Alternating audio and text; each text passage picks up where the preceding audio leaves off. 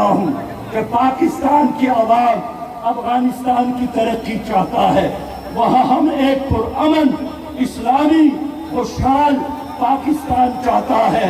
اور ہم کبھی بھی اپنی زمین کو، پاکستان کے ایک انچ زمین کو افغانستان کے خلاف استعمال نہیں ہونے دیں گے۔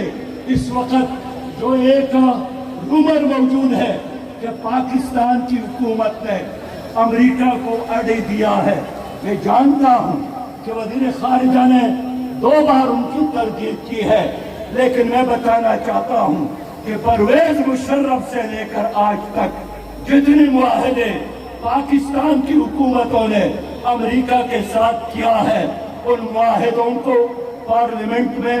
شامل کیا جائے، ڈسکس کیا جائے، پارلیمنٹ میں پیش کیا جائے۔ ہمیں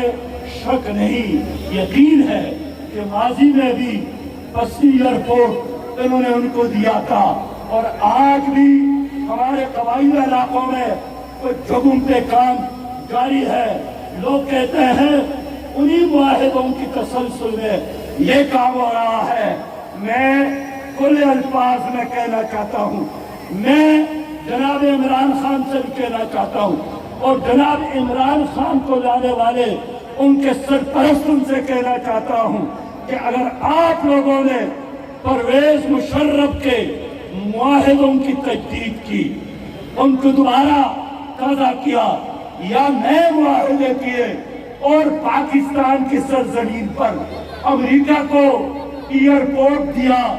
جنگی فیسیلیٹیشن دے دی، تو میرے یہ لاکھوں لوگ اگلا پڑاؤ پھر ہمارا پشاور نہیں ہوگا، آپ کا اپنا پڑاؤ، اگلا پڑاؤ وہ انشاءاللہ اسلام آباد ہوگا، اگلا پڑاؤ اسلام آباد ہوگا۔ بس لوگوں، میں آپ سے کہنا چاہتا ہوں کہ اگر اس حکومت نے دوبارہ امریکہ کو اڈے دیے یا پرانے معاہدوں کی تجدید کی اور میں آپ کو پکاروں، تو آپ ہماری درخواست پر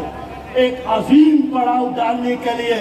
اسلام آباد آئیں گے کہ نہیں آئیں گے، جائیں گے کہ نہیں جائیں گے؟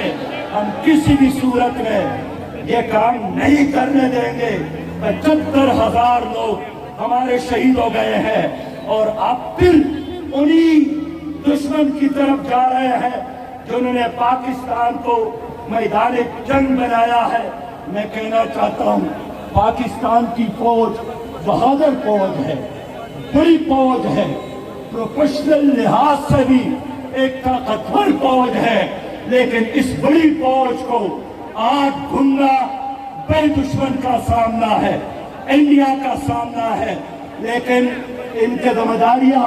کہ انہوں نے سیکورٹی کے علاوہ اور ذمہ داریاں سنبھال لی ہے، یہ حکومتوں کو بنانا، حکومتوں کو گرانا، حکومتوں کو چلانا،